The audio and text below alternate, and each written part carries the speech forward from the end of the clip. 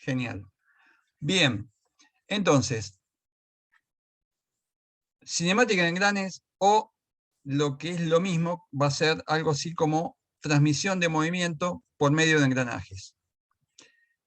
El tema de, esto ya lo vimos en algún momento, el tema de la transmisión de movimiento a distancia no es nuevo. Desde que el mundo es mundo y desde que el hombre empezó a generar algún tipo de maquinaria, buscó transmitir potencia mecánica a distancia. ¿Por qué? Porque por lo general, donde se produce la potencia mecánica, ¿sí?, no es el mismo lugar en donde la necesito. Yo produzco la potencia mecánica o bien con una caída de agua, o sea, aprovechando un salto de agua, con un motor de combustión interna, con un motor de combustión externa, como por ejemplo las locomotoras que utilizaban en el siglo XIX, principios del siglo XX, que eran máquinas de vapor, con motores eléctricos, pero siempre tengo un motor que genera la potencia y necesito trasladar esa potencia que produjo un motor, llevarla a una máquina útil. Ya vimos algunos casos en los cuales, o sea, de cómo llevar ese movimiento desde la fuente motora hasta la máquina útil. El caso de Correas fue un caso emblemático, que lo vimos hace poquito tiempo. De todas formas, vimos que el tema de las correas tenían sus limitaciones. Vamos a...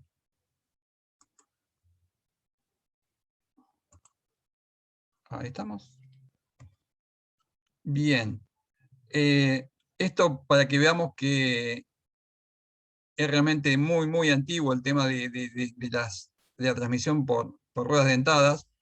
Este dibujo que está escrito, acá las anotaciones están hechas de derecha a izquierda, y que todavía nadie, al menos que yo sepa, nadie pudo descifrar qué es lo que dice acá. Son escritos y dibujos de Leonardo da Vinci. Este es otro dibujo de Leonardo, donde ya buscaba o imaginaba una forma de transmitir, o sea, potencia por medios de algún tipo de engrane, por algún tipo de... ¿Qué es un engrane? Un engrane básicamente es un movimiento en el cual voy transmitiendo sincrónicamente mediante el arrastre de una rueda motora hacia una rueda conducida, ¿sí?, de un movimiento. Entonces, para conseguir ese movimiento, o sea, hay muchas formas, ¿sí? Es muy difícil conseguir, o sea, con la tecnología que había en los siglos XIV, XV, XVI, era muy difícil conseguir un movimiento sincrónico bueno, pues no tenían bien la noción de cómo podían hacer para transmitir sincrónicamente con ruedas dentadas. Entonces, los primeros ejemplos de este tipo de transmisión fueron con ruedas, ¿sí?, que tenían estos salientes, estos palitos que están acá, ¿sí?, que generaban el arrastre. Este tipo de movimiento se ve mucho en los molinos de viento antiguos. Los molinos de viento que veía Don Quijote de la Mancha, de Cervantes, o los molinos de viento que todavía están en pie de esa época, tanto en La Mancha, en España, como en Holanda, ¿sí? Estaban impulsados, ¿sí?, las aspas, ¿sí?, se conectaban con el mecanismo de molienda con mecanismos de este tipo, que son el predecesor de la rueda dentada. Como ventajas, ¿sí?, como ventaja tenemos que las correas, las cadenas, las ruedas de fricción y las levas, por lo general es muy difícil que puedan transmitir grandes potencias, ¿sí? Los mecanismos de barras articuladas, ¿sí?, son solo aplicables en casos muy, muy concretos, ¿sí? Por el contrario, los engranajes tienen una serie de ventajas. Son actualmente relativamente sencillos de construir, pueden transmitir grandes potencias, están universalmente aceptados, es decir, están normalizados. Hay una serie de normas, o sea, muy claras y muy específicas que nos permiten construir con relativa facilidad ruedas dentadas. Y permite obtener soluciones muy variadas y adaptarse, por lo tanto, a casi cualquier tipo de problema de transmisión, de rotación, con relación constante entre ejes. Entonces, vamos a ver cuál es el primer objetivo de la clase de hoy. El primer objetivo de la clase de hoy es cuantificar esta transmisión de movimiento, ¿sí? Entonces, cuando yo tengo dos ruedas dentadas que están engranando, ¿sí? Y que están moviendo, o sea, que están transmitiendo, o sea, una rueda motora, ¿sí? Que tiene una velocidad de entrada, está transmitiendo una potencia, ¿sí? A una rueda conducida, ¿sí? Por engrane, lo que yo, en principio, lo que voy a ver son dos cuerpos que están girando, ¿sí? La rueda dentada motora y la rueda dentada conducida. En este caso, en la pantalla tenemos que yo tengo un cuerpo que está girando, ¿sí? Que yo puedo imaginarlo como si fuera la rueda dentada 1, ¿sí? Que es la motora, que está fija a un bastidor, ¿sí? Y una rueda dentada 2, ¿sí? Que está fija también al bastidor y que gira con una velocidad de salida omega 2.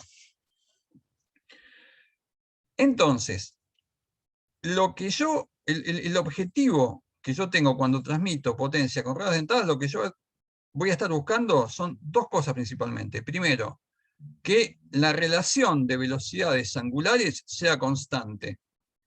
Que la relación de velocidades angulares sea constante. Y lo segundo que voy a estar buscando, ¿sí? Es que la posición relativa de los ejes, en este caso x1 y x2, no varíen con el tiempo. No varíen con el tiempo. Vamos a... Perdón, Sí, ahí decís relación de velocidades angulares constante. ¿sí? Como que estoy pensando, digamos, en los engranajes que no tienen radio constante, ¿estarían metidos ahí adentro? Hay engranajes que tienen formas... Hay engranajes que tienen formas distintas de circulares, por ejemplo. Claro. Estaba pensando Tenés si engranajes, entra. que tienen formas parabólicas, engranajes que tienen, que son, básicamente Tipo Lick, sí. se utilizan mucho como elementos de control, ¿sí? Eh, lo que yo voy a buscar es que la relación de transmisión sea constante.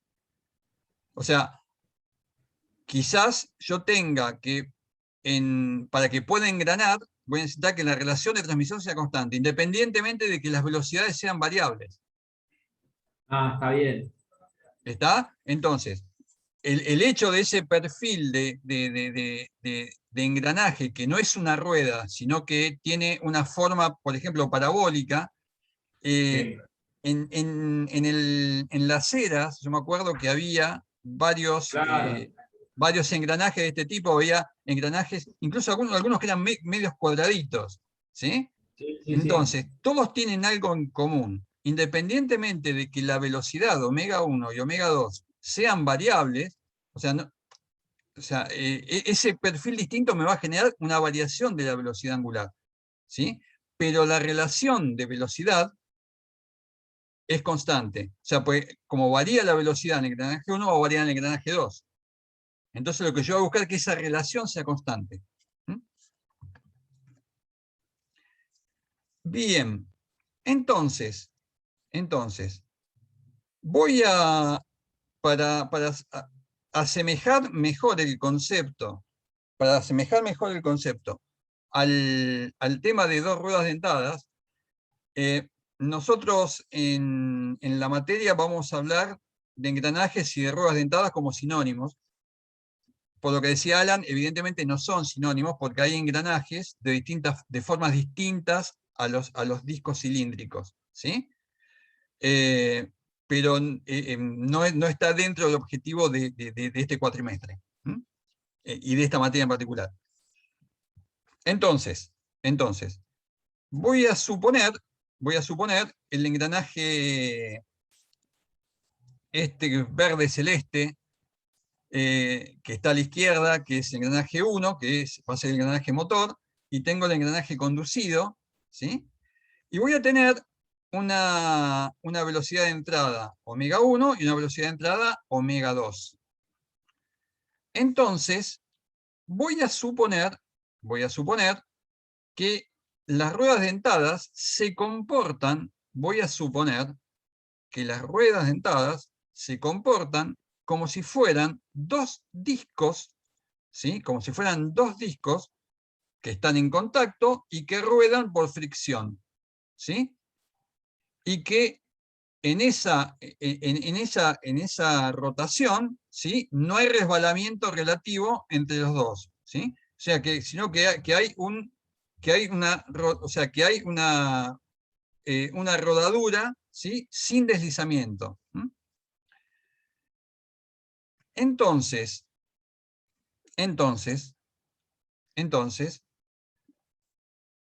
si verifico que la relación de transmisión es constante, es decir, la velocidad de salida sobre la velocidad de entrada, si considero que es constante, entonces voy a decir que las superficies A1 y A2, que son las superficies de contacto, ¿sí? Son superficies que las voy a llamar conjugadas.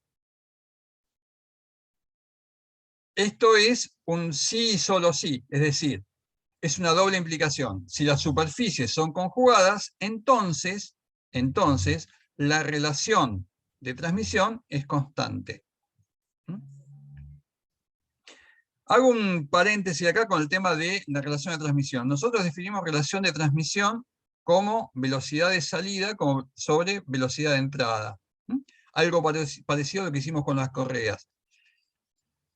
En algunos textos, en algunos libros y en algunos ejemplos van a haber muchas veces, o sea, habitualmente en los engranes es muy común que tengamos que la rueda dentada motora es más pequeña que la rueda conducida, ¿sí? Que la rueda de salida, y en esos casos es más fácil medir la relación de reducción, que es la inversa, que es para que no nos dé un número menor que 0. Entonces, muchas veces aparece como sinónimo de relación de transmisión lo que sea relación de reducción, que es omega 1 sobre omega 2. Entonces, cuando tengan algún problema, que vean algo medio raro así, si tienen alguna duda, preguntan.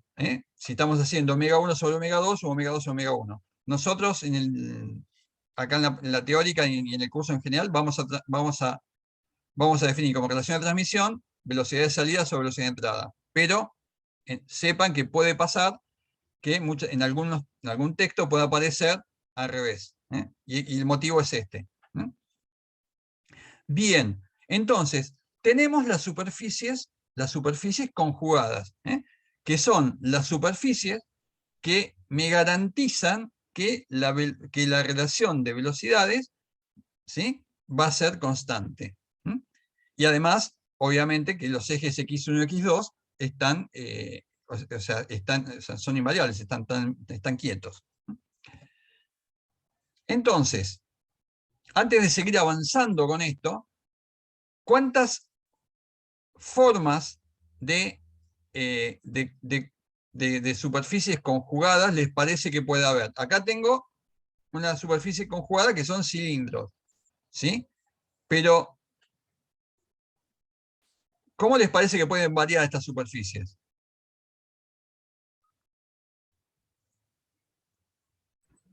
¿Te referís, digamos, por ejemplo, al caso cuando tenés orbitales y esas cosas.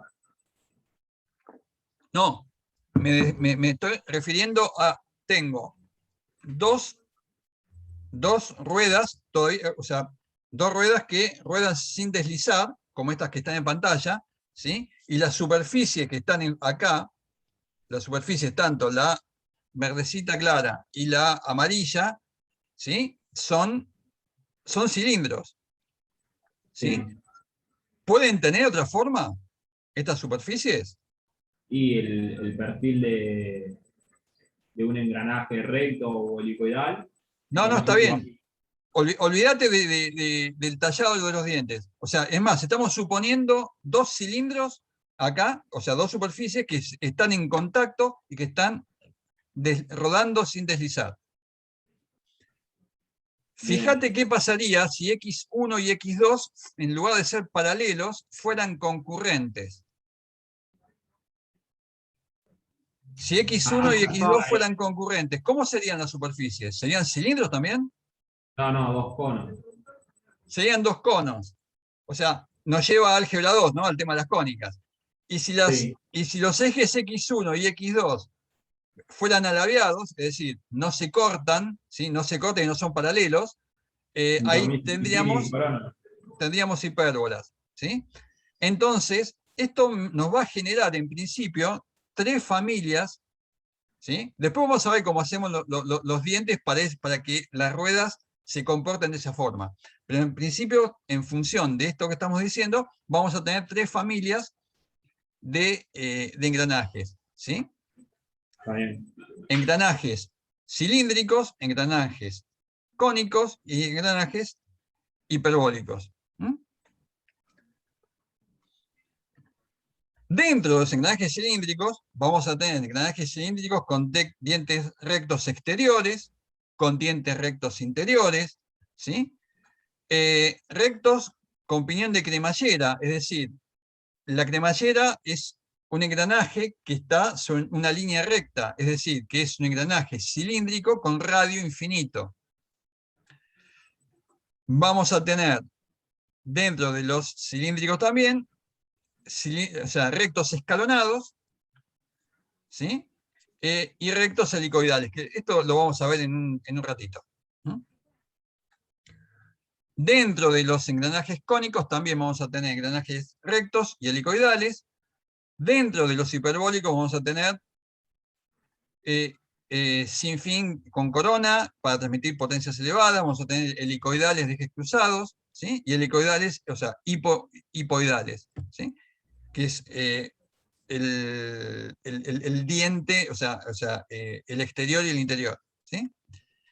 Y como veíamos antes, teníamos también engranajes no circulares.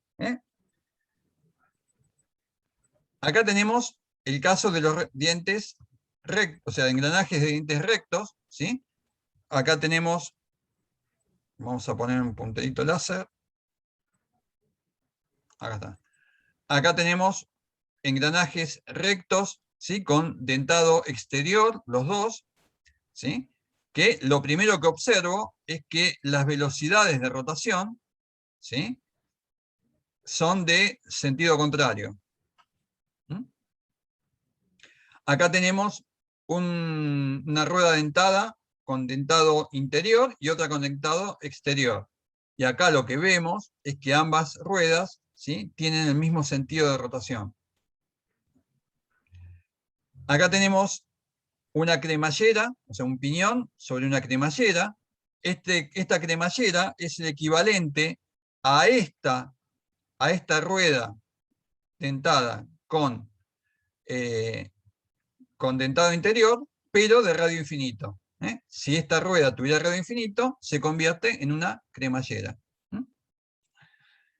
Acá tenemos dientes rectos, pero con dientes que vamos a denominar helicoidales, después vamos a ver cómo se construyen. Acá tenemos dientes cónicos, tanto con dientes rectos como con dientes helicoidales. Y bueno, genial. Ahora que vimos los ejemplos, que es a dónde vamos, a dónde queremos ir, ¿sí? Vamos a ver cómo hacemos para construir esos dientes, ¿sí? Pero volvamos de vuelta a nuestras superficies primitivas, a nuestra superficie primitiva motora y conducida.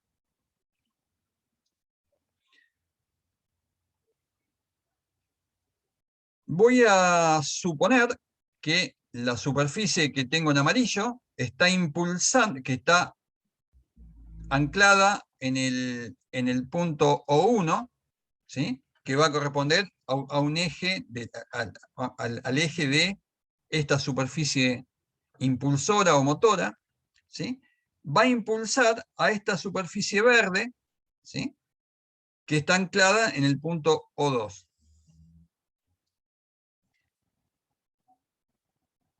Hoy cuando hablamos de las ruedas dentadas, ¿sí?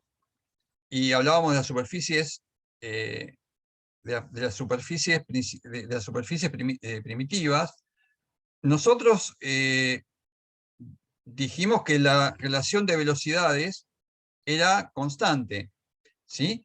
Pero no establecimos para esas ruedas cuáles sean los radios, ¿sí? O los diámetros de esas ruedas. Entonces, es necesario que veamos cuánto valen esos radios. Entonces, vamos a analizar dos superficies cualesquiera, ¿sí?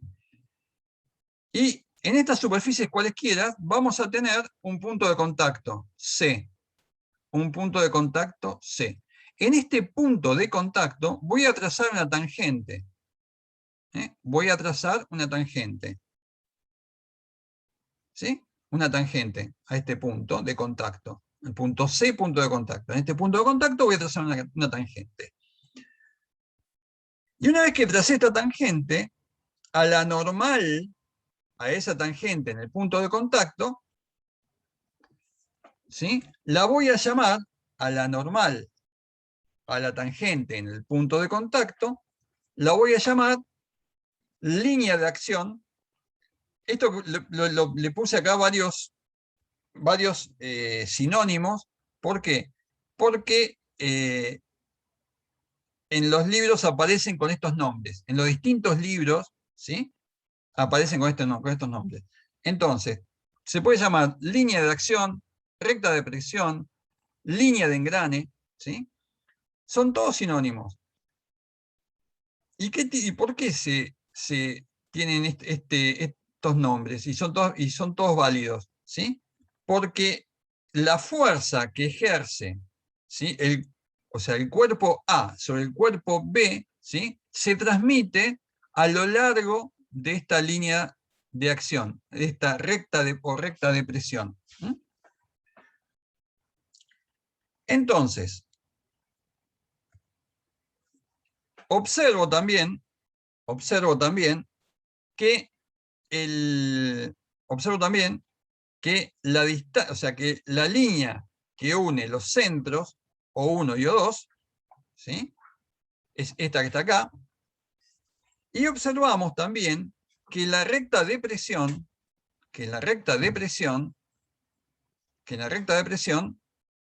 corta a la línea de centros en el punto P. En el punto P. Este punto P en el cual la recta de presión o la línea de acción corta la línea de centros, se llama punto primitivo. Punto primitivo. ¿Y para qué me sirve este punto primitivo? ¿Para qué le estoy dando tanta vuelta al tema este? El punto primitivo,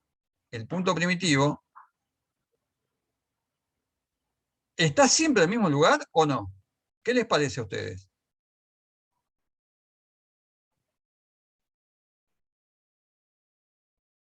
No, si el otro cuerpo tuviera el centro un poco más desplazado, depende de los centros de cada cuerpo. Bien. Y, perdón, depende del punto del contacto también. Bien. O sea que, si el punto de contacto después fuera acá, yo trazo la tangente la normal y el punto primitivo podría dar por acá, por ejemplo.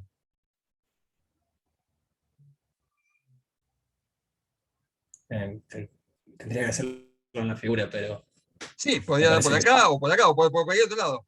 Bueno.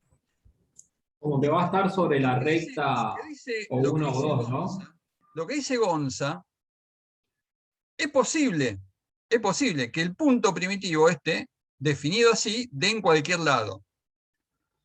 Pero hay determinadas curvas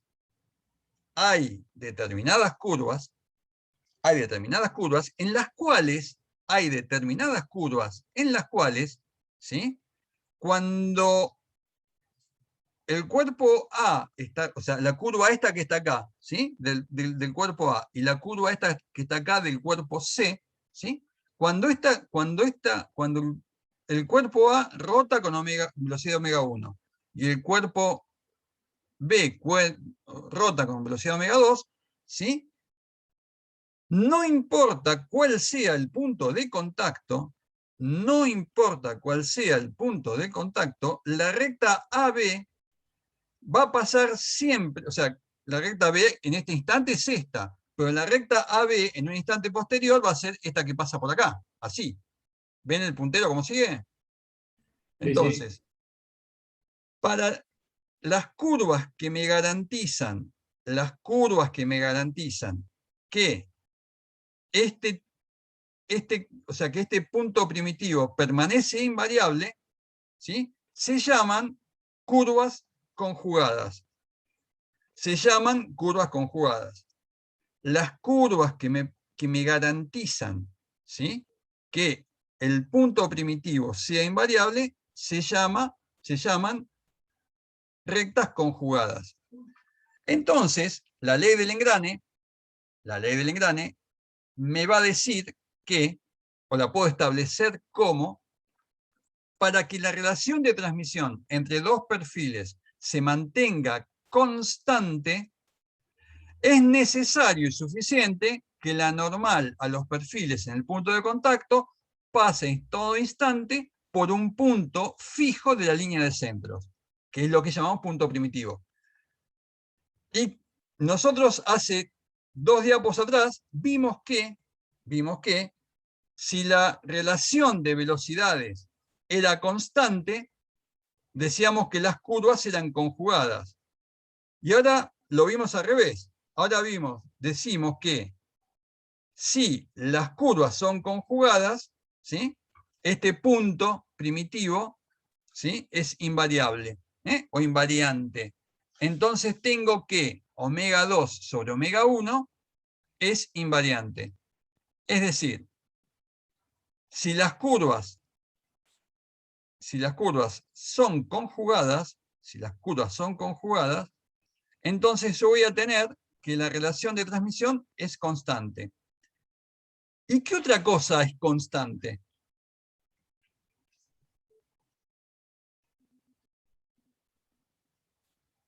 La posición relativa de los ejes. No, la posición relativa de los ejes siempre es constante. O sea, esa no la varío.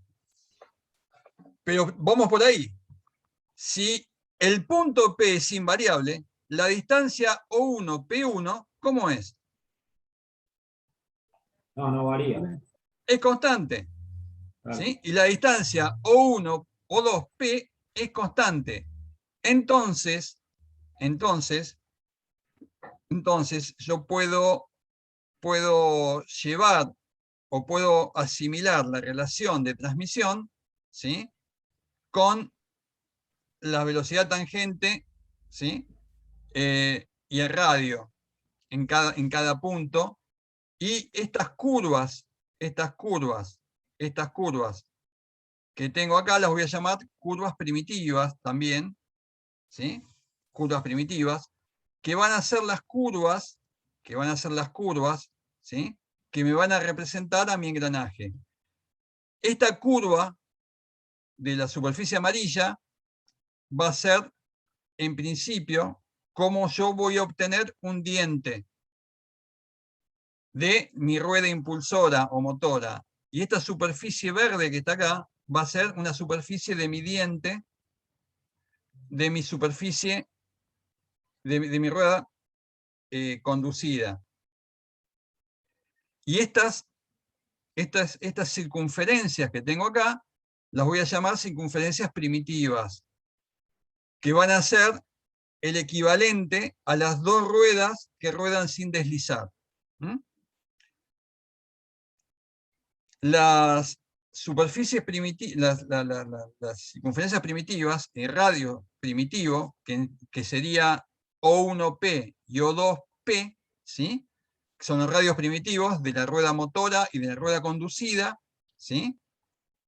Son distancias con las cuales nosotros vamos a manejar, vamos a manejar toda la cinemática de los engranes, más allá de que es una distancia que no es medible en el engranaje, porque el radio primitivo, ¿sí?, es menor que el radio del exterior del engranaje, pero es la distancia con la cual me permite hacer los cálculos.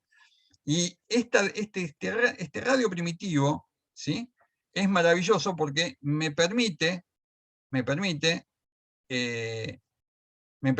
relacionar sencillamente, ¿sí?, me permite convertir a todos los engranajes, ¿sí?, desde el punto de vista cinemático, en ruedas que ruedan sin deslizar.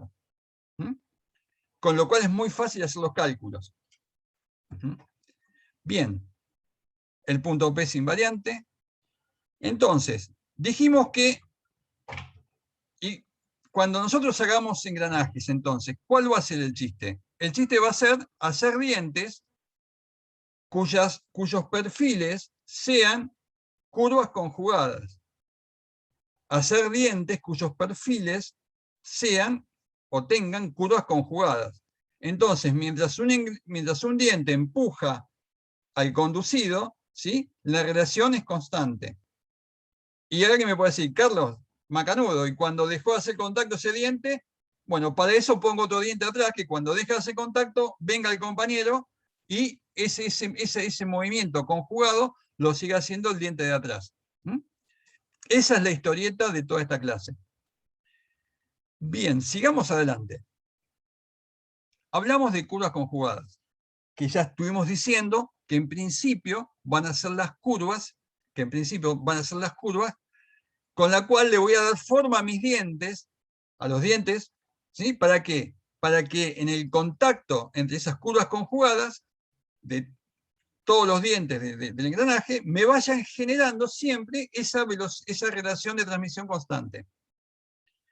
Entonces, en geometría, y en geometría analítica, se ve, o sea, en la facultad hace un tiempo atrás la sacaron, en los planes de estudios viejos la sacaron la materia de geometría analítica, y algo de geometría analítica se ve creo que en álgebra 1 y en álgebra 2, pero no se le da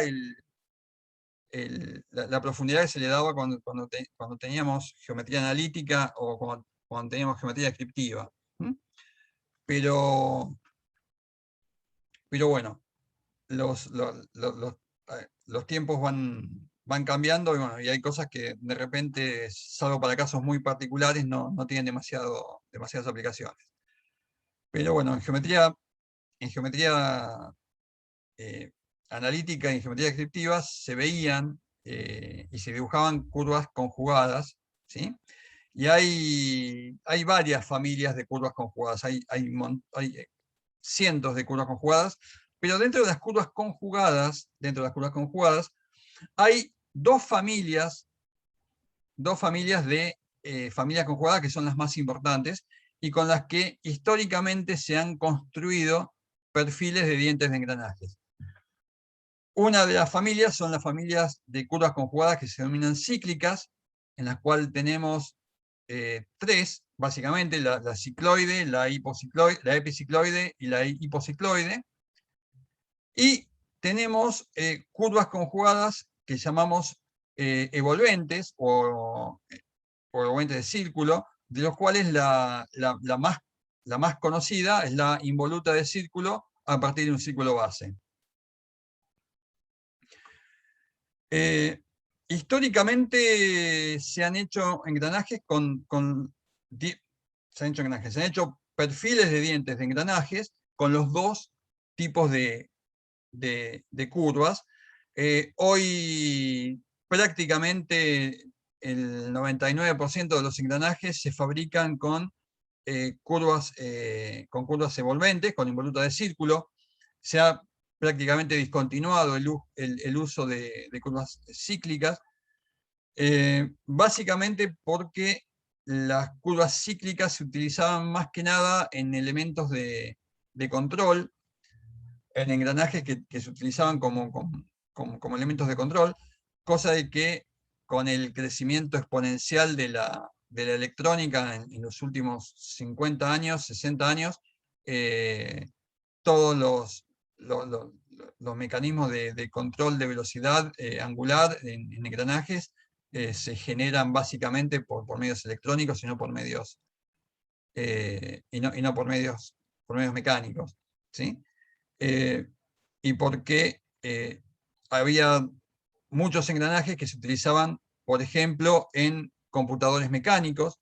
A los que les gusta la historia naval, por ejemplo, había muchos computadores mecánicos en los acorazados, tanto de la Primera como de la Segunda Guerra Mundial, especialmente los de la Segunda Guerra Mundial, que ponían varias variables, entre ellos la velocidad de salida del proyectil, la velocidad del viento, la distancia del objetivo a donde iba el proyectil, y con ese tipo de computadores mecánicos que estaban hechos básicamente con engranajes de control, y muchos de los cuales se hacían con perfiles cicloidales, ¿sí? Esos computadores hacían que un proyectil en una plataforma móvil, que es un buque, ¿sí? Acertara a un blanco a 10 kilómetros de distancia, por ejemplo. O sea, las batallas entre acorazados en la Segunda Guerra Mundial, que fue la última época en la cual hubo batallas entre acorazados, o battleships, como le dicen en inglés, peleaban casi en la línea del horizonte, ¿sí? Y de hecho acá en Argentina tuvimos un caso de una batalla de este tipo, que se llamó la Batalla de Río de la Plata, que fue en 1939, en el cual intervino un acorazado alemán que se llamaba Graf Spee, von Graf Spee, que peleó con 3 buques de la flota inglesa, que bueno, lo terminaron hundiendo en el Río de la Plata, y que la tripulación se internó del buque alemán se internó en Buenos Aires, ¿sí? Así que hay muchas historias viejas con el tema de los engranajes. Pero bien, el tema de este tipo de curvas hoy prácticamente están en desuso. Ahora vamos a ver brevemente por qué. Y las principales que se utilizan son las involutas de círculo a partir de un círculo base. Las curvas conjugadas, ¿sí? como las cíclicas, ¿sí? En el cual tenemos una ruleta que va rodando, ¿sí? Y que va generando este tipo de curva. Esta curva es una curva conjugada cíclica. Acá tenemos otra curva cíclica, ¿sí? Pero la principal curva cicloide, la principal curva conjugada que vamos a utilizar nosotros, es la involuta de círculo a partir de círculo base. Es decir, supongamos que tenemos una rueda con una circunferencia base, ¿sí? Y que en ella enrollamos, ¿sí? Un hilo verde, ¿sí? Y a medida que lo vamos desenrollando, ¿sí?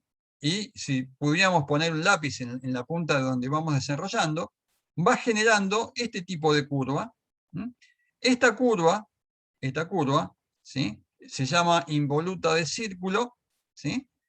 A partir del círculo base, y es el principal tipo de curva con el cual hacemos los perfiles de los dientes de engranajes en la actualidad. ¿sí? Acá tenemos otro ejemplo, ¿sí? A partir de... Entonces, ¿por qué se elige básicamente la evolvente de círculo, o la evolvente de círculo, o la involuta, para hacer perfiles de dientes y no las cicloidales? Vamos a ver que en los perfiles evolventes, ¿sí? La línea de engrane es una recta, es una línea recta. Engranan siempre que el diente esté en contacto, si el radio primitivo, ¿sí? Si el radio es un poco mayor o un poco menor, ¿sí? O sea, el contacto sigue generando una relación constante. Esto es muy importante en el tema de las tolerancias de fabricación, ¿sí? Las curvas cíclicas o cicloidales necesitan sí o sí, ¿sí? Tienen una tecnología de fabricación muy buena, de forma tal de que sean muy exactas las posiciones de los centros O1 y O2. Y no solamente que la tecnología de fabricación me tiene que garantizar esa distancia, sino que el montaje para la operación, ¿sí? Tiene que garantizarme también esa distancia constante, ¿sí? Cosa de que en los perfiles de envolvente no es necesario. Los perfiles de envolvente son muy, pero muy sencillos de generar. La principal desventaja que tienen los perfiles de envolvente, que los perfiles de envolvente tienen mayor nivel de desgaste, ¿sí? Mayor nivel de desgaste. Los perfiles cicloidales suelen tener, o sea, un perfil que es en principio cóncavo y después convexo. Los perfiles de envolvente no, tienen una curvatura constante. Bien. Bien. ¿Cómo estamos con el tiempo? Bien, estamos bien con el tiempo. Ya sé que es importante que estemos bien con el tiempo mañana, ya me lo dijeron, ya lo entendí. Quédense tranquilos. Bien, vamos a ver ahora algunos tipos de engranajes, ¿sí? Y vamos a ver cómo utilizamos la ley del engrane y aprovechamos que podemos asimilar los engranajes, ¿sí? O sea, ¿para qué planteamos la ley del engrane? La ley del engrane la planteamos para poder trabajar con los engranajes como si fueran ruedas que ruedan sin deslizar. Lo cual es una mentira, no son ruedas que ruedan sin deslizar, son engranajes.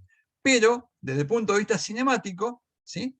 O sea, esta argucia que es la ley del engrane, me permite tratar con los engranajes como si fueran ruedas, ¿sí? Que ruedan sin deslizar entre ellas. Entonces, si tenemos dos engranajes, ¿sí? Con una velocidad de entrada y con una velocidad de salida, ¿sí? Vamos a decir que omega 2 sobre omega 1 es constante, ¿sí? Si nosotros, acá no lo puse, si nosotros determinamos cuáles son los radios primitivos, podemos decir además que omega 2 sobre omega 1 va a ser igual al radio primitivo 1 sobre el radio primitivo 2.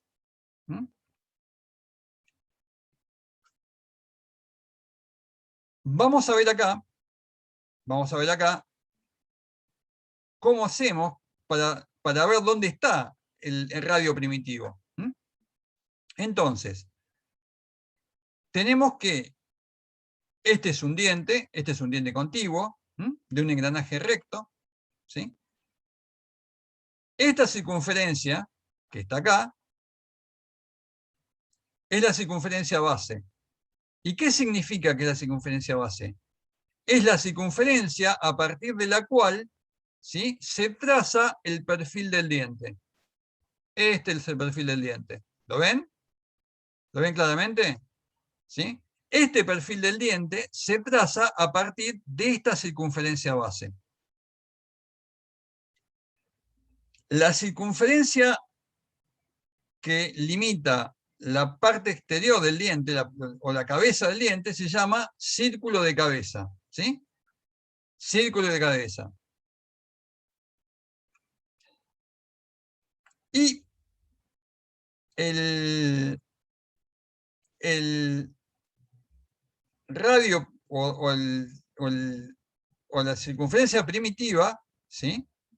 La circunferencia primitiva, que en muchos casos, en muchos libros le ponen círculo de paso y circunferencia primitiva son sinónimos.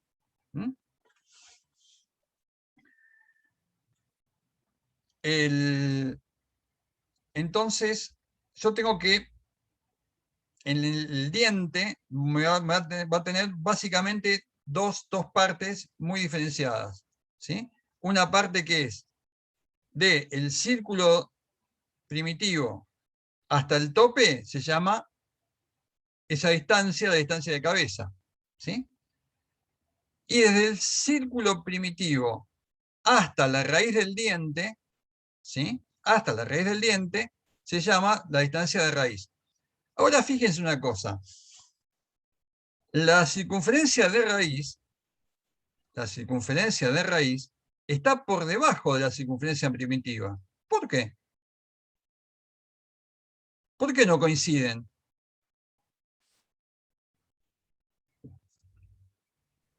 Es como que el otro diente no llega a tocar la base. Alan, estás on fire hoy, ¿eh? Muy Sí, bien. pero es la escuela técnica, ¿Técnico qué sos, Alan? mecánico del Krause. Ah, somos compañeros de colegio. Mirá qué bien. Qué grande. ¿Sí? Yo también soy egresado del Krause en mecánica. Qué bien. Ah, mirá, también de mecánica, no sabía que era de mecánica. Sí, soy técnico mecánico. Sí, de sexto Bien. mecánica primera. Bueno, Bien. ahora quedó solamente sexto, hay un solo sexto. Claro, cuando yo estaba había tres sextos. Bueno, José María de Iorio también es técnico mecánico egresado de Krause. Sí, sí, hasta hace poco era jefe de laboratorio. Yo estoy dando clases ahora ahí en la escuela. Ah, qué bien. Genial. Sí. Bien. Bueno, no aburramos al común de los mortales Me con la pedimos historia de disculpas. Krause. Bien, entonces, eh, como cuando funciona el diente, ¿sí? Seguramente cuando pasa entre diente y diente, la cabeza del diente puede llegar a querer tocar el fondo si yo lo tallo solamente hasta la circunferencia base, ¿sí? Hago un claro un poco más profundo de la circunferencia base, de forma tal que me permita, ¿sí? Que el diente no tenga interferencia con la línea de base. Que el diente no tenga interferencia con la línea de base. La parte de la curva del diente, la parte de la curva del perfil del diente que está por debajo de la circunferencia base, no es una curva conjugada. La parte del perfil del diente que está por debajo de la superficie de la circunferencia base, ¿sí? No es una curva conjugada. La curva conjugada va desde la circunferencia base hasta la cabeza, hasta la circunferencia de tope o de cabeza. El radio de entalle que se le da aquí abajo va a tener dos prioridades. Primera, evitar todo tipo de interferencia. Y segundo, ¿sí? ¿Sí? Actuar como moderador de tensiones. Es evitar que el concentrador de tensiones sea muy importante. Entonces se le da un radio de entalle, ¿sí? que va a depender del fabricante esto.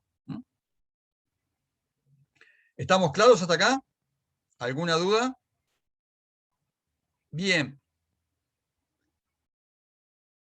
Pregunto de vuelta, porque somos muchos en la clase, somos como 50.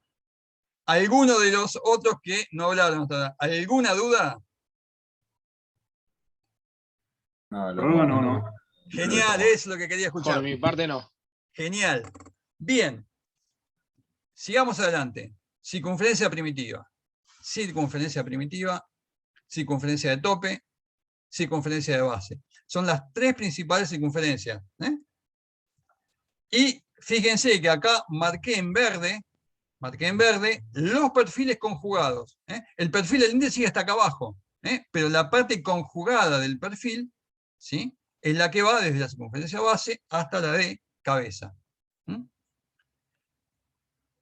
Acá, para redondar, en rojo le puse, o sea, esta parte del perfil no es conjugado. Genial.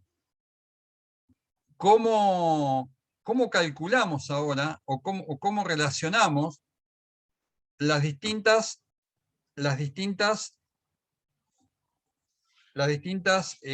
dimensiones que tiene el engranaje? ¿Sí? ¿Por qué? Porque hasta ahora sí, todo muy lindo, o sea, circunferencia primitiva, pero la circunferencia primitiva, ¿cómo la mido? ¿Dónde está? En la práctica, yo tengo un engranaje, ¿cómo calculo esa circunferencia primitiva? Bien, entonces, vamos a llamar a las cosas, vamos a ponerle nombre a algunas cosas. A la cantidad de dientes de un engranaje, nosotros lo vamos a llamar Z. Z. En algunos libros aparece como N, como en el caso del Shigley. Y en otros aparece con Z. ¿Sí? Por lo general en los libros de literatura española aparecen con Z. En los libros americanos suele aparecer con N.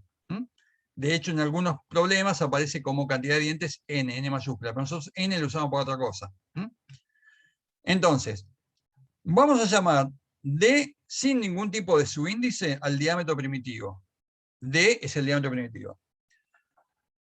El diámetro exterior, el DE o diámetro exterior, es el diámetro de la circunferencia de cabeza. Y a DI lo vamos a llamar al diámetro de la circunferencia de raíz. Y vamos a medir de alguna forma la distancia entre dientes. La distancia entre dientes.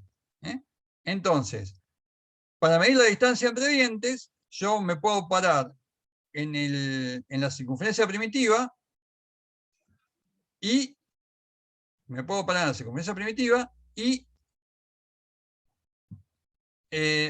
medir de flanco a flanco del diente, ¿sí?, qué distancia hay. Eso lo hacen lo hacen mucho los países anglosajones, ¿sí?, que lo suelen medir en pulgadas, o lo solían medir en pulgadas todo esto.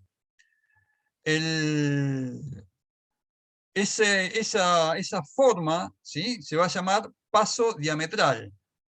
Paso diametral. Y lo que hace el paso diametral es tomar el diámetro de la circunferencia primitiva y dividirla por la cantidad de dientes.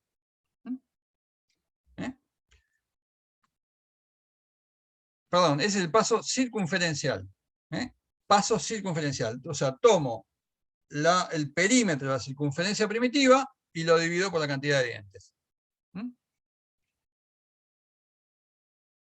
El paso diametral lo que hace es tomar la cantidad de dientes y dividirlo por el diámetro primitivo. El paso circunferencial y el paso diametral se usan mucho en el sistema inglés. En el sistema métrico, nosotros la medida que usamos para saber, en función del diámetro que tengo, del diámetro primitivo, cuántos dientes voy a tener, es con una magnitud que se llama módulo. Y defino como módulo al diámetro primitivo dividido la cantidad de dientes. Al diámetro primitivo dividido la cantidad de dientes.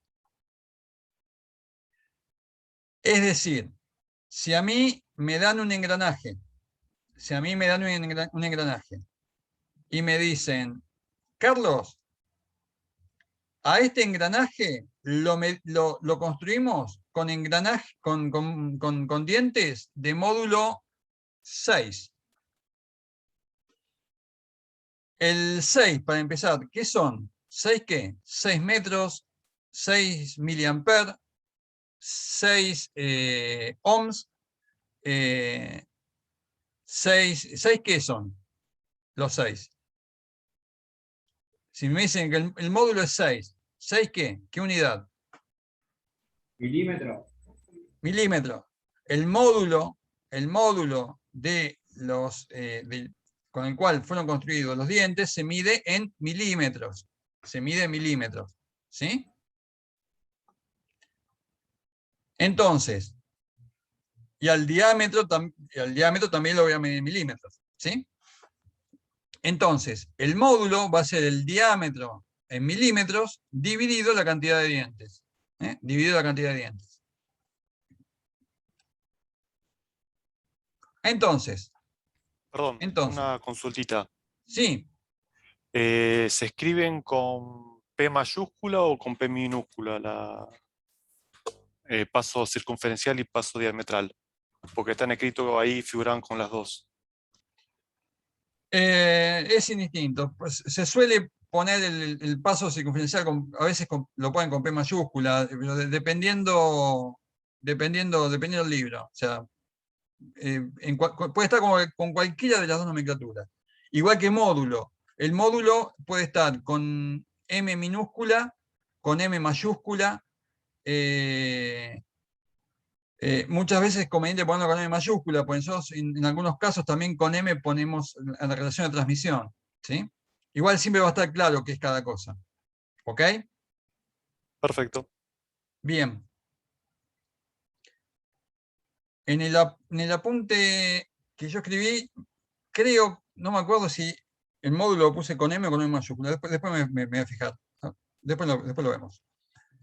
Bien. Bien. Entonces, el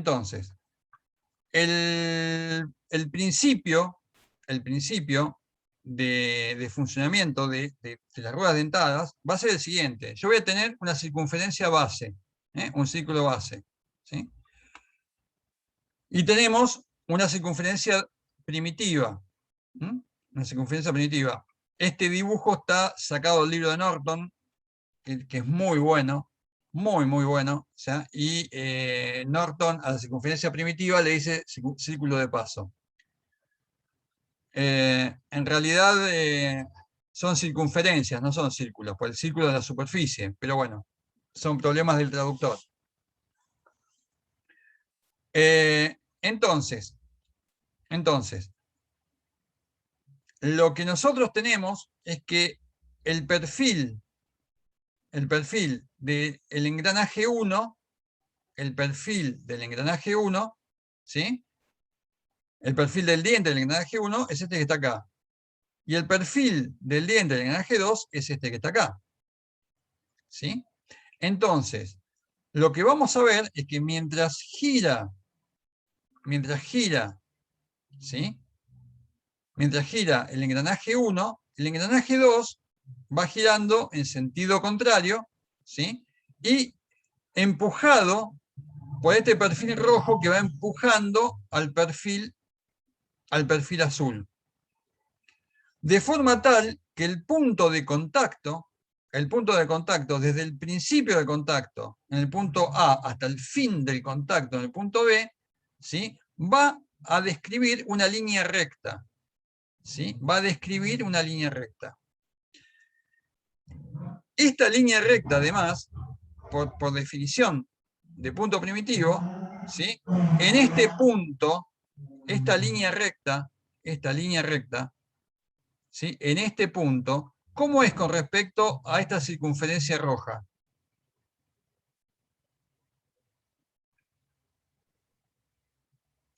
La corta acá Tangente. es tangente. Tangente. Es tangente. Y en este punto, ¿cómo es? Igual. Es tangente. También. Es decir, que una buena forma de decir, che, ¿cómo obtengo a partir de las circunferencias base, cómo obtengo el punto primitivo? Es, tomo una tangente entre la circunferencia base de la circunferencia, o sea, del engranaje 1 y la circunferencia base de la 2, y donde esa recta corta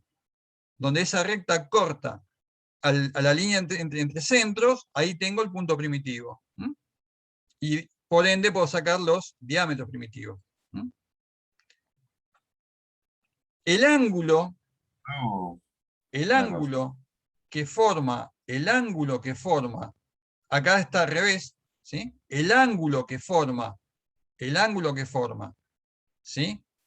En la línea de centro, o sea, en el punto central, ¿sí? El ángulo que forma la recta de presión, ¿sí? o la línea de acción, ¿sí? Con la perpendicular a la línea entre centros, ¿sí? Este ángulo se llama ángulo de presión. Ángulo de presión. Y este ángulo de presión es importante, ¿por qué? Porque si el ángulo de presión es muy elevado, ¿sí?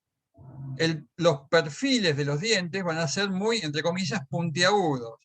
Y si es muy bajo ese ángulo, va a ser muy, muy ancho el diente, ¿sí? Y alguien me puede preguntar, Carlos, ¿y cuánto vale el ángulo de presión? Y esto depende de los fabricantes, ¿sí? Hoy se acepta mucho ángulos de presión del orden de los 20 grados. Es más, de hecho, en gran parte de los problemas que nosotros les vamos a dar, van a tener ángulos de presión de 20 grados. Hay mayores, puede haber de 25. Antiguamente se usaba mucho un ángulo de presión de 14 grados, que daba dientes más cuadraditos, pero es una determinación del fabricante. Acá tenemos la recta de presión y el ángulo de presión que puede aparecer con la letra Φ, ¿sí? Tanto minúscula como mayúscula. Y acá tenemos de vuelta el ángulo de presión. Y acá tenemos todo el circo montado. Acá tenemos todo el circo montado, en el cual tenemos lo que decíamos antes. Fíjense, acá tenemos un par de dientes que están terminando el contacto, y acá el par de dientes siguiente, que ya está empezando nuevamente el contacto, ¿sí? Cosa de que en todo momento, ¿sí? En todo momento, la impulsión de una rueda con respecto a la otra esté dada por una superficie conjugada con otra superficie conjugada, que es lo que me garantiza que voy a tener que la relación de transmisión es constante.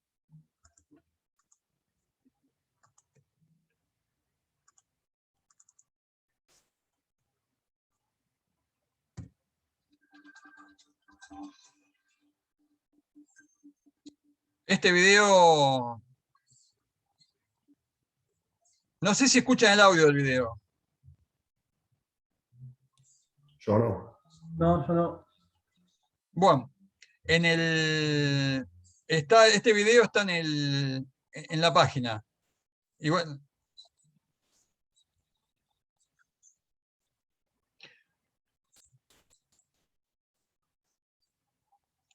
acá están marcadas las circunferencias primitivas.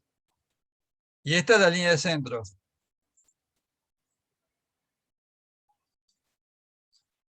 Este es el punto primitivo.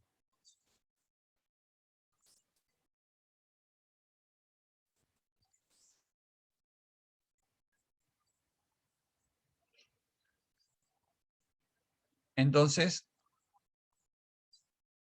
ahí tienen, fíjense cómo se va haciendo la línea de centros. Y fíjense que estas curvas, para que eso sea así, es conjugada. Ahí tienen el ángulo de presión.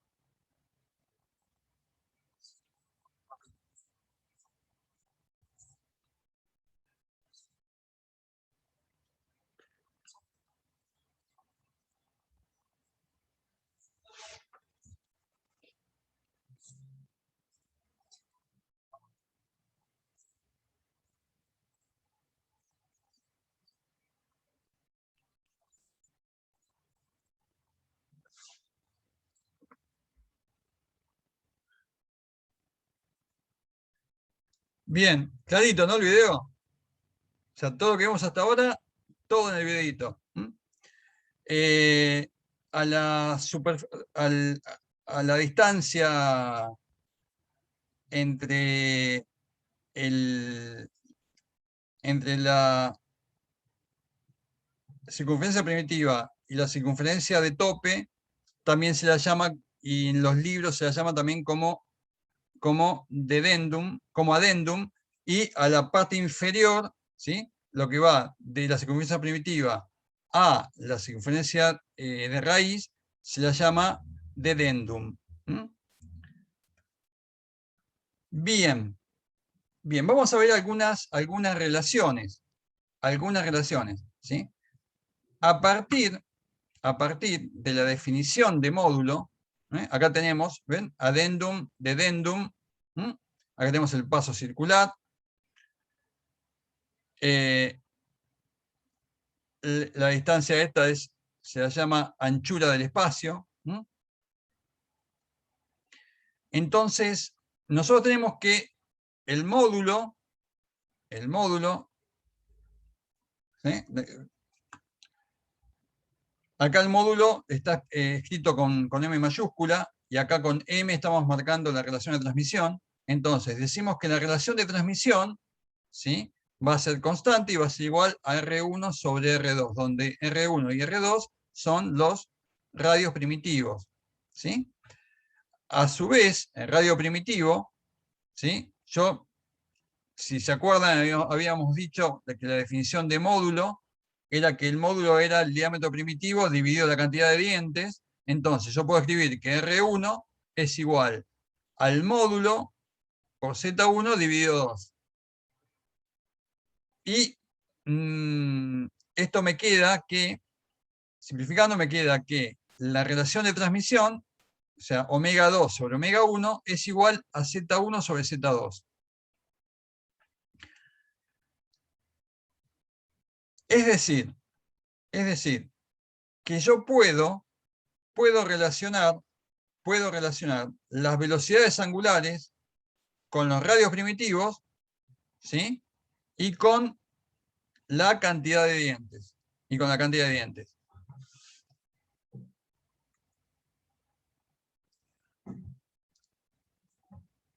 Bueno,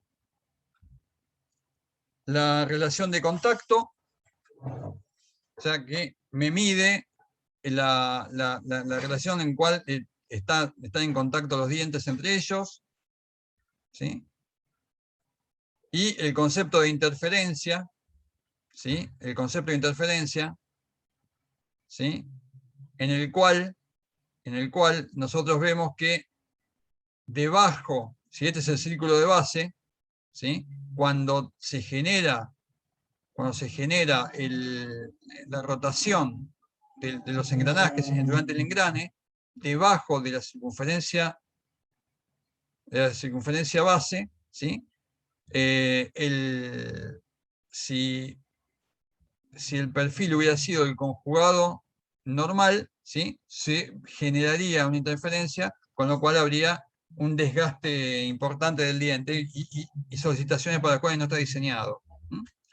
Con lo cual, este dentado acá, esto hay miles de tratados de esto, pero bueno, o sea, la corrección de este dentado acá se llama dentado corregido.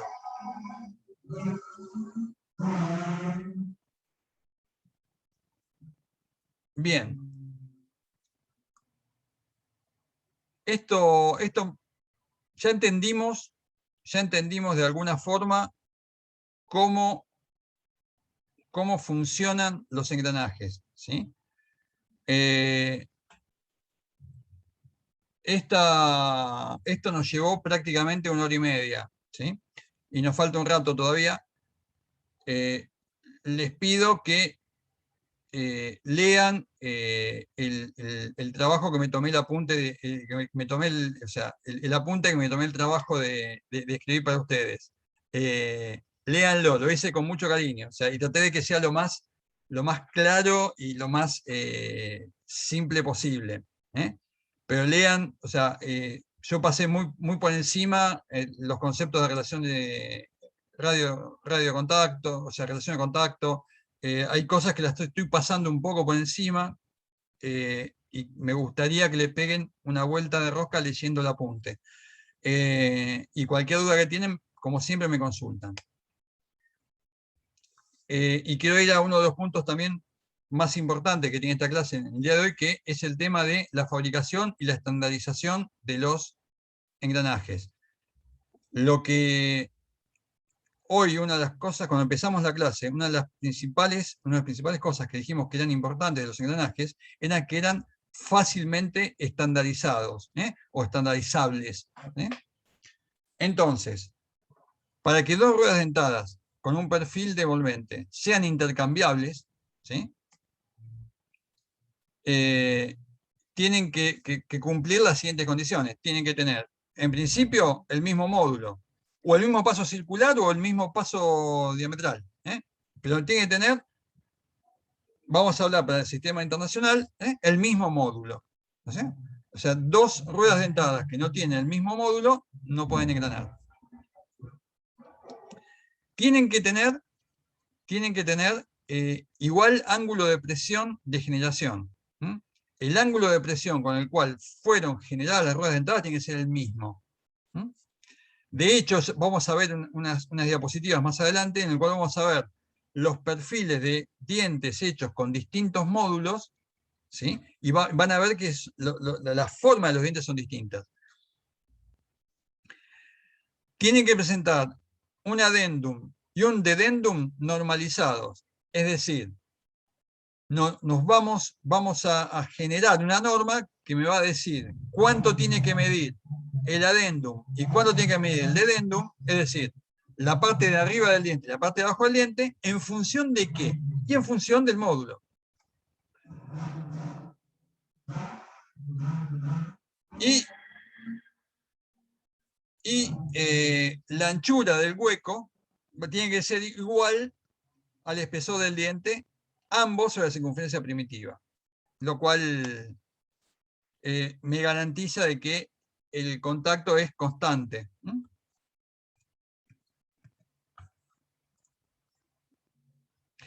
Bien, vamos a ver los dientes normales que vamos a usar nosotros, por lo general, van a ser los que se hacen siguiendo las recomendaciones de las normas ISO.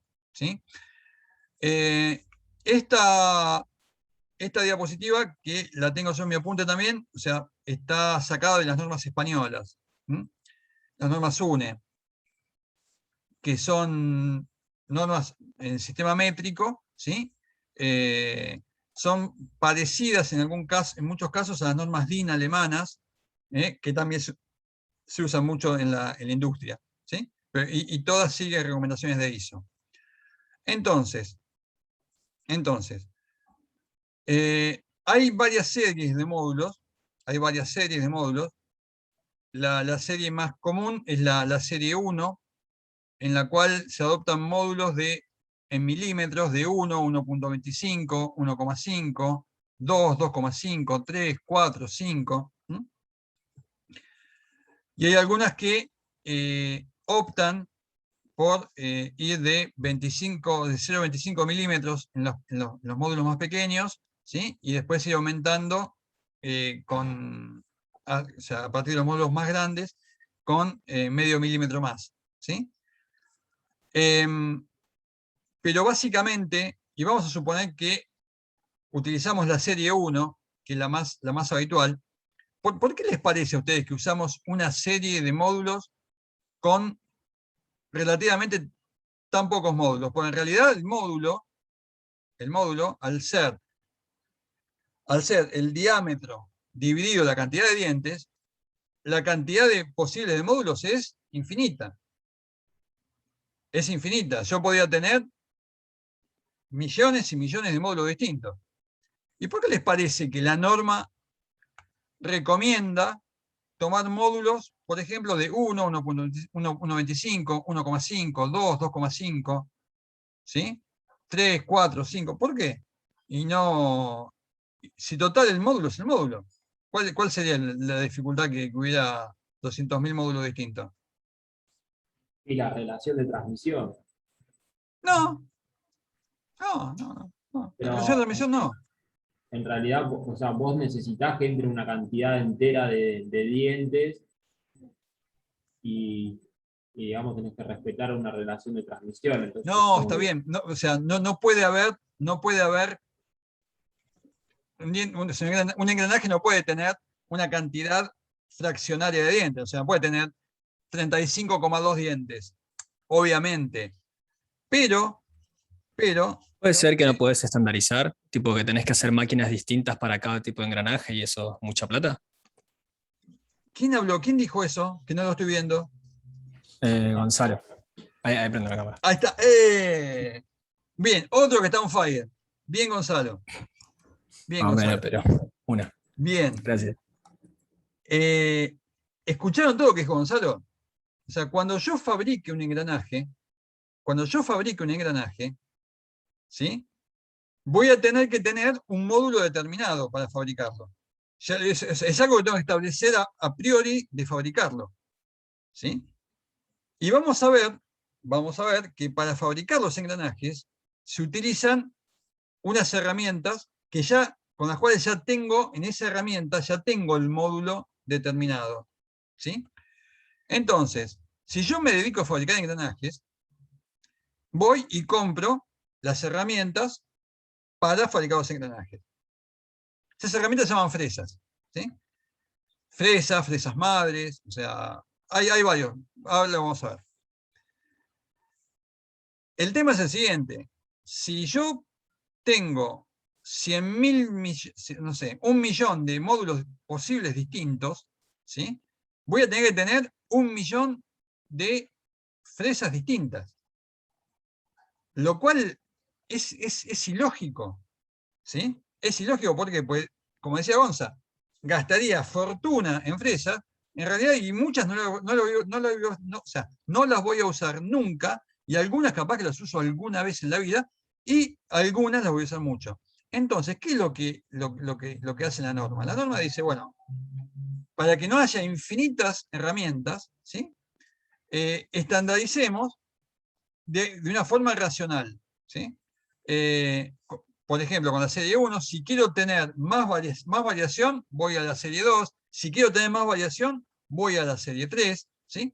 Pero dentro de esos límites, con lo cual acoto la cantidad de herramental con la cual yo puedo fabricar mis ruedas dentadas, y además va a permitir una mayor intercambiabilidad de las ruedas dentadas que yo esté fabricando.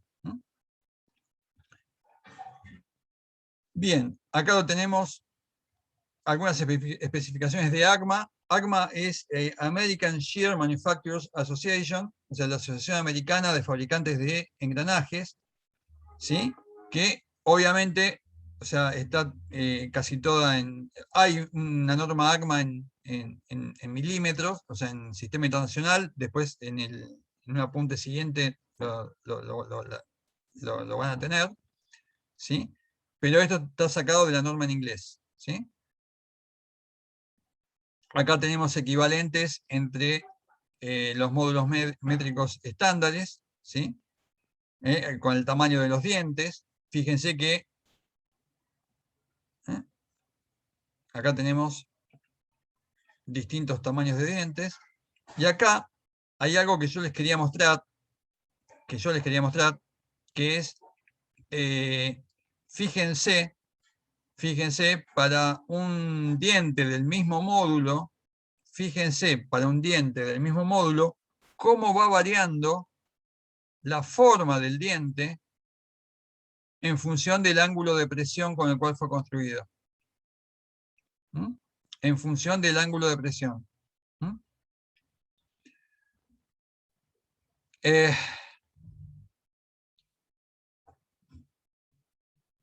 Bien. Vamos a ver ahora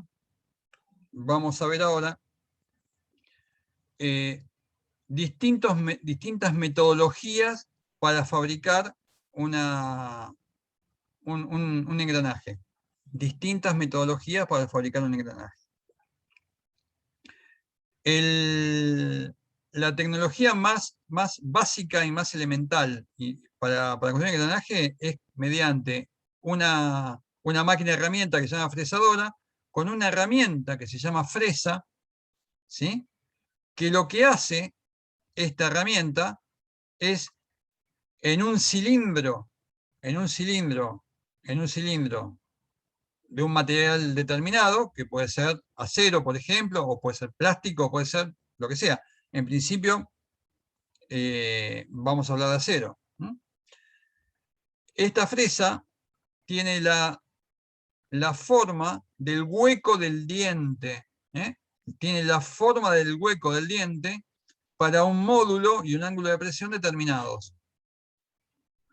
Entonces, lo que vamos a hacer con esta fresa, ¿sí? La vamos a montar en el husillo de una fresadora. En la facultad, en el taller de la facultad, y cuando volvamos al tema presencial, vamos a ir al taller para verlo.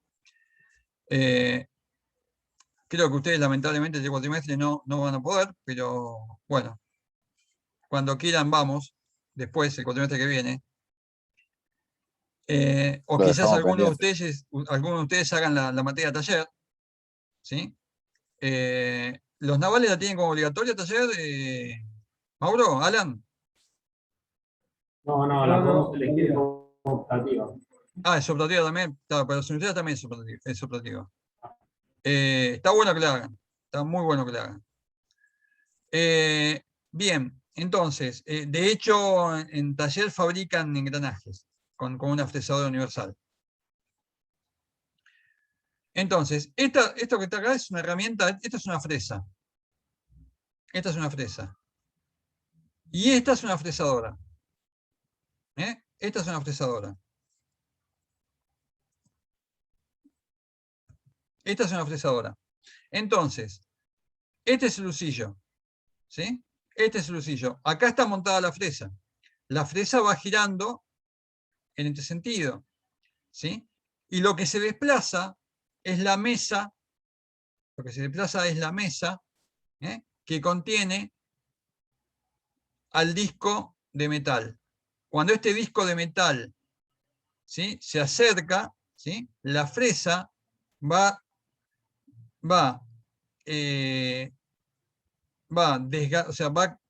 comiendo al disco original, ¿sí?, y va tallando un hueco entre dientes. Una vez que talló el hueco entre dientes, vuelve la mesa a su posición original. ¿Y qué es lo que hacemos ahora? Giramos un poquito la rueda original. ¿Cuánto la giramos? ¿Cuántos grados la giramos? Y 360 dividido la cantidad 360 dividido la cantidad de dientes.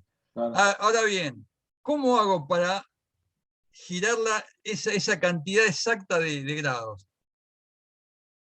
Bien, hay un aparatito que está acá atrás, en la mordaza de donde está montado el disco este, que se llama plato divisor, o plato divisor universal. Este plato divisor tiene un mecanismo de engranaje de forma tal de que es una especie de computadora mecánica, ¿sí? O sea, en función de la cantidad de dientes, ¿sí?, que tengo que hacer, este plato divisor, acá está marcado, este plato divisor, ¿sí?, yo voy poniendo las clavijas en los lugares determinados, y cuando doy una vueltita, el plato divisor o sea, gira en la parte de la mordaza, gira exactamente 360 dividido Z. ¿Mm?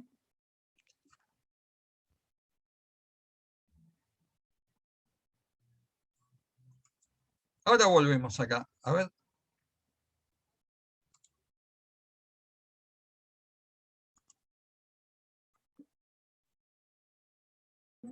Es como toda una experiencia manejar el plato divisor. Es toda una experiencia. Quiero, a ver. Pa, pa, pa, pa.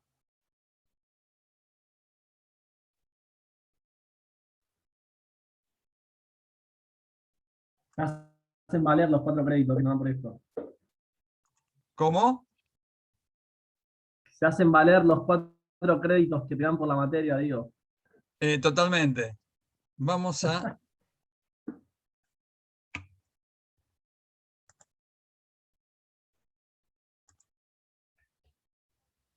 Vamos a compartir.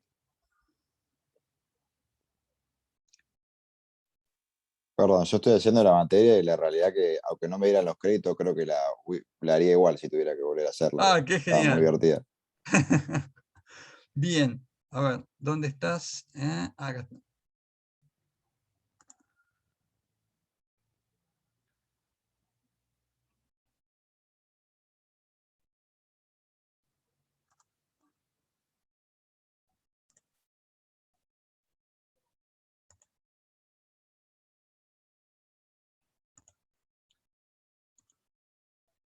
Acá está. Ahí lo encontré. Fíjense. Esto está hecho hace muchos años. Es más, está hecho con... creo que con un celular marca Nokia. Así que imagínense el tiempo que tiene esta grabación. Pero esta grabación está hecha en la facultad. Esta es la fresadora universal que teníamos en la facultad, en el taller de la facultad.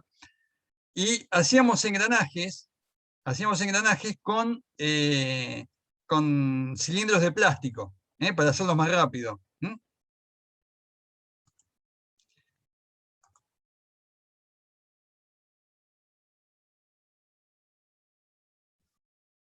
¿Escuchan el audio? Qué lástima. Porque van a escuchar que dicen, dale, dale, vale. O sea, volvé, dice. Ahí tallaron un diente. Bien. Ahora, ¿qué hacen? Con el plato divisor, lo giran. Fíjense el nivel de pixelamiento que tiene. O sea, la calidad del celular. La cámara creo que era de 2 megapíxeles, que para la época era una guasada. ¿Ven cómo la fresa va tallando el hueco del diente?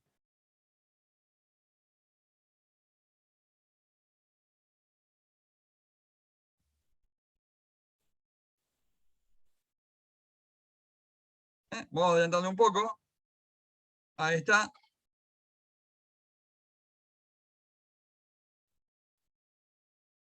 Ahí está.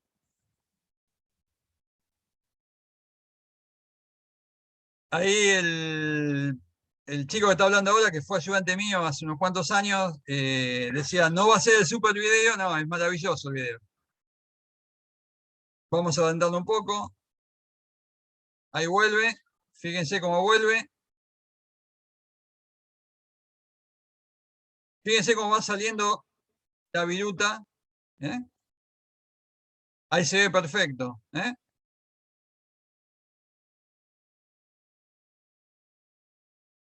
Ahí estamos. Fíjense cómo va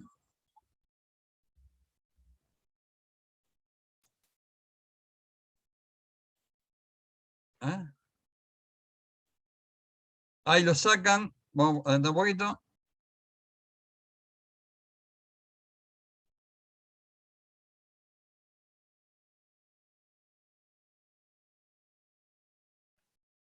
Fíjense cómo quedan las ruedas dentadas.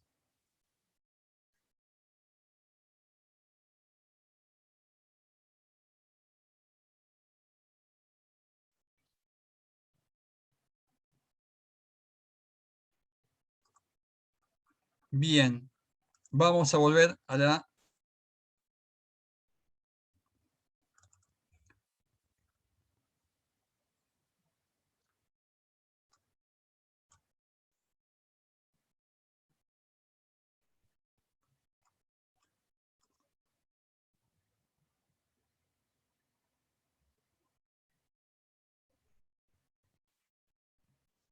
Bien, vamos a volver ahora entonces.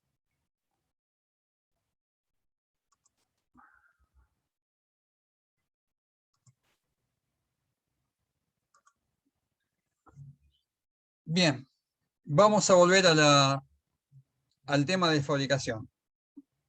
La fabricación por medio de la fresadora y de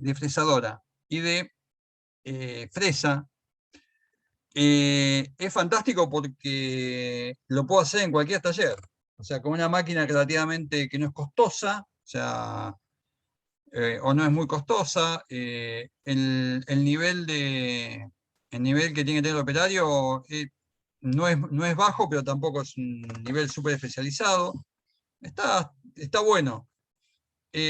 Lo que sí, como todo, tengo un problema. Es complicado para hacer producción en serie. Es decir, si yo tengo que fabricar un engranaje, 2 engranajes, no tengo problema. 10 engranajes, si tengo que hacer 10.000 engranajes, ahí tengo un problema, si lo tengo que hacer con fresadora. El otro problema que tengo es la precisión. La precisión no es la mejor. De hecho, de todos los métodos de fabricación que tenemos, el nivel más bajo de precisión en la fabricación es el método de fresadora, o sea, y fresa, ¿no? Se llama fresa de módulo.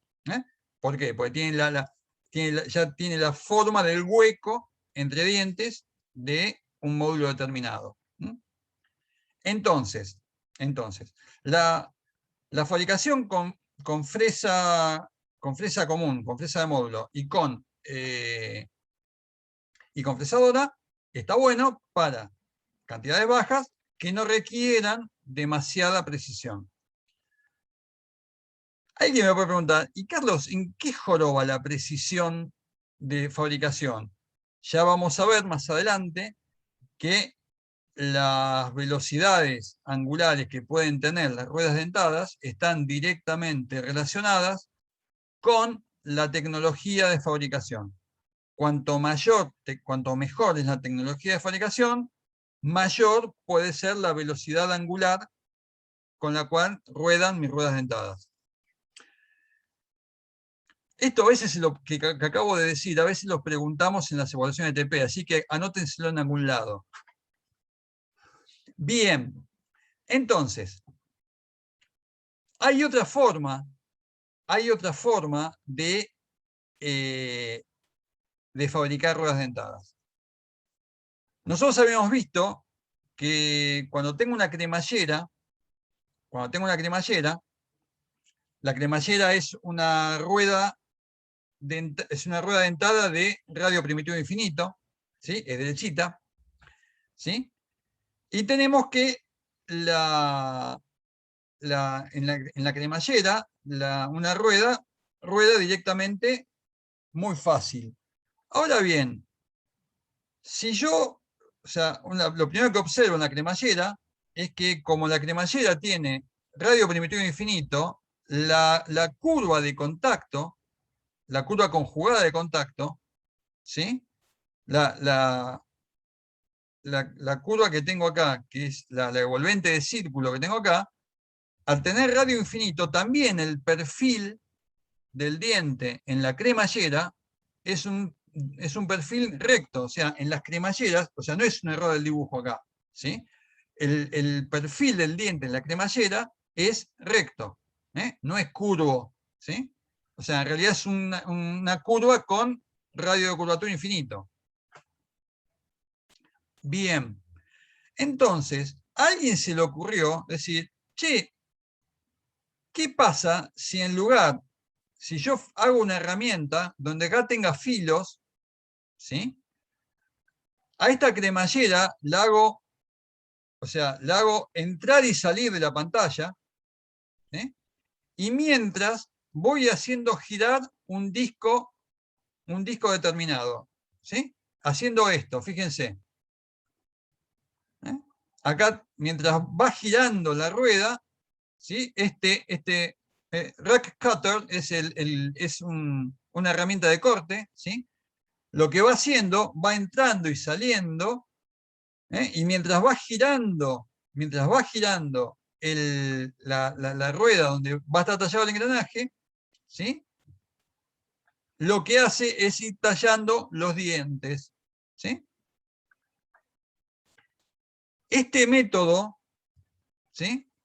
Este método es un método más preciso que el anterior, es un método más preciso que el anterior, ¿sí?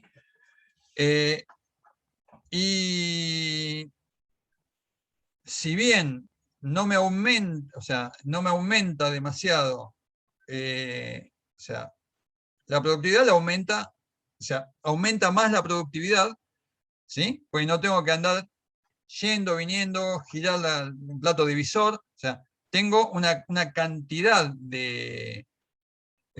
tengo una ganancia en tiempo de fabricación bastante buena, bastante importante. De todas formas, no es la óptima todavía. No es la óptima. ¿Por qué? Porque tengo que tener cuidado en el tema con la velocidad de rotación del disco, con la velocidad de corte, o sea, hay un montón de variables que intervienen, ¿sí?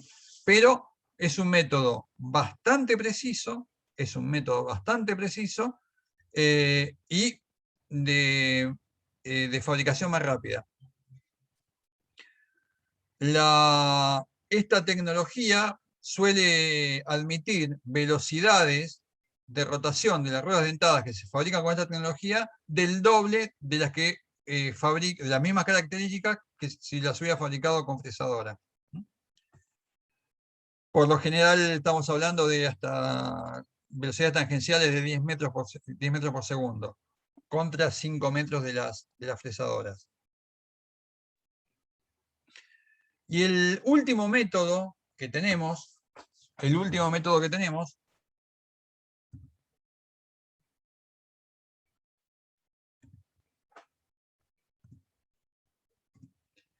un método que combina ambas tecnologías. Combina la tecnología de la herramienta de cremallera, ¿sí? Y de la fresadora, ¿sí? Entonces, lo que se hace es una fresa que tiene varios dientes, ¿sí? Que se llama fresa madre, ¿sí? Y la fresa madre, o sea, lo que tiene, ¿sí? Es que va generando, o sea, esto va rotando lentamente, y se van tallando los huecos de los dientes, ¿sí?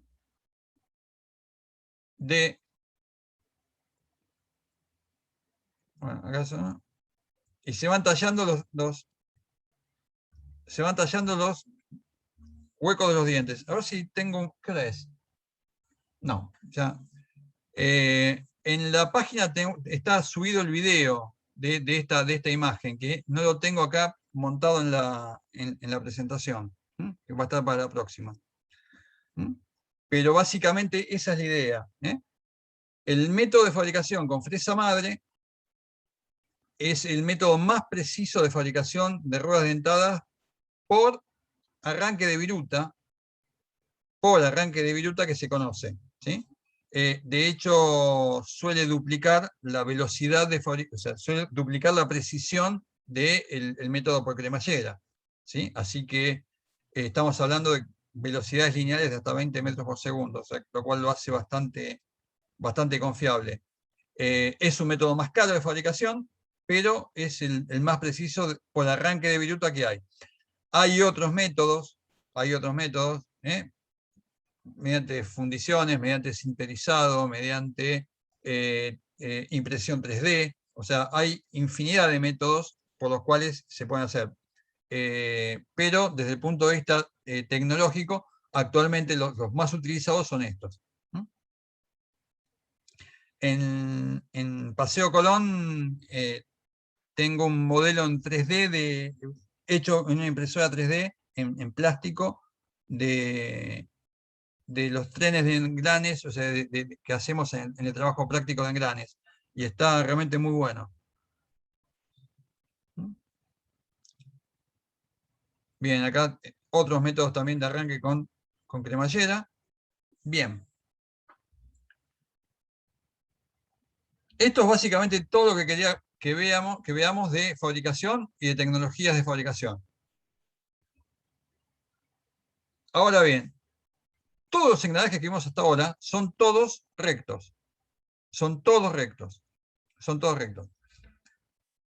Y si ustedes se fijan, no sé, una caja de cambios, se fijan determinados trenes de transmisión de potencia, van a ver que en algunos, que no siempre los dientes de los engranajes son rectos. Algunos están, entre comillas, están torciditos. ¿Por qué están torciditos? O sea, en realidad son dientes helicoidales. ¿Sí? Son dientes helicoidales. Que se fabrican de una forma muy parecida a los dientes rectos, pero con un ángulo, ¿sí?, distinto de 90 grados. ¿Y por qué esto? Vamos a empezar por el principio. ¿Qué desventajas pueden llegar a tener los dientes rectos? Cada diente empieza a engranar bruscamente, ¿sí?, en toda la longitud del diente, y termina de engranar del mismo modo, brusco. Por lo tanto, los pequeños errores geométricos, inevitables en cualquier fabricación, ¿sí?, se traducen en choques, ruidos, ¿sí?, y desgaste. Choques, ruido y desgaste, que no está escrito acá, pero que también existe. Entonces, tenemos otro problema. Tenemos variaciones de cargas súbitas sobre los dientes, o sea, tenemos cargas de impacto sobre los dientes, con lo cual también tenemos posibilidad de fracturas y ruido. Esto se traduce en variaciones bruscas del esfuerzo soportado por cada diente, que pasa instantáneamente de estar descargado a estar cargado en muy poco tiempo y viceversa. O sea, esta es la definición textual de impacto, lo que acabamos de ver. Y cuando la potencia a transmitir o la velocidad de giro es muy alta, se producen vibraciones, ruidos y desgastes excesivos en los desgastes o las caras de los dientes. ¿Cómo arreglamos esto? Bien, una forma de arreglarlo es decir, si yo tengo un diente de ancho, por ejemplo, 50 milímetros, digo, hagamos lo siguiente, yo puedo dividir el engranaje en dos y lo giro un poquito. Entonces me quedan dos dientes escalonados. Acá. Y me quedan, agarro mi primer diente, lo divido en dos y lo giro un poquito. Y me quedan dos dientes escalonados. Entonces, en un momento determinado, o lo hago en tres acá tenemos tres engranajes también, o sea, lo divido en tres y lo giro un poquito todo. Entonces, cuando en lugar de que engrane todo el flanco del diente de una, ¿sí?, engrana este pedacito y este pedacito. Quizás alguno de estos tres pedacitos no esté en contacto en ese momento, pero el otro sí. Con lo cual, ese engrane es más suave. Y alguno pensó, che, ¿y si en lugar de que sean 3 lo divido en 5? Che, es más suave. Y si en lugar de 5 que sean infinitos, si son infinitos, en realidad lo que estoy haciendo es haciendo un diente que está inclinado. un diente que está inclinado. Entonces, tengo dos cosas que son muy buenas. Primero, la longitud del diente es mayor, con lo cual tengo mayor resistencia. En el mismo espacio tengo mayor resistencia. Y la otra cosa que tengo es que el engrane es mucho más suave, porque cualquier defecto que yo tenga, ¿sí?, en algún momento, en algún lugar va a estar tocando, en algún lugar voy a estar teniendo engrane con el otro diente, cosa que de la otra forma no la tengo. Es decir, es mucho más suave. Los engranajes helicoidales, y así se llaman helicoidales, ¿sí?, que son estos, tienen la particularidad de que funcionan mucho más suavemente, transmiten mayor cantidad de potencia y es menos factible, son menos susceptibles, ¿sí?, al desgaste, o sea, al impacto brusco, ¿sí? Desgaste, obviamente, tiene igual o mayor desgaste que el diente recto, o sea, porque tengo más superficie, ¿sí? Pero son mucho más silenciosos, ¿sí? De hecho, las cajas de cambios de los automóviles están todas hechas con engranajes helicoidales. Entonces, tengo ventajas. Menor impacto entre los dientes, funcionamiento más suave y silencioso, mayor relación de contacto, o sea, la carga está mejor distribuida, transmite mayor potencia e igualdad de tamaño, por esto de que el diente es más grande, es más largo, ¿sí? Tiene menor cantidad de vibraciones. ¿Y cuál es la contra? Siempre hay contra, o sea, nada es gratis. Producen fuerzas axiales, que deben considerarse en el diseño de los apoyos. Y tienen mayor costo de fabricación y montaje. Fíjense, acá tenemos dos dientes helicoidales. ¿Por qué producen fuerzas helicoidales? Los dientes rectos producen fuerzas solamente en este sentido, en el sentido del engrane. Los dientes helicoidales transmiten potencia, tienen fuerzas en el sentido del engrane y en el sentido axial, ¿sí? Porque la fuerza se transmite en un ángulo no de 90 grados, sino en un ángulo que tiene una inclinación y que tiene una componente en el sentido axial y otra en el sentido radial. Eso hay que tenerlo en cuenta cuando se diseñan los cojinetes o los rodamientos. Acá tenemos un poco la idea de la generación. Y la generación de vientos, de vuelta, la generación de engranajes rectos y helicoidales con cremallera. Esto para dientes rectos y esto para dientes helicoidales. Yo puedo utilizar la misma cremallera rotada, un ángulo determinado, ¿sí? Y este ángulo me genera el diente helicoidal.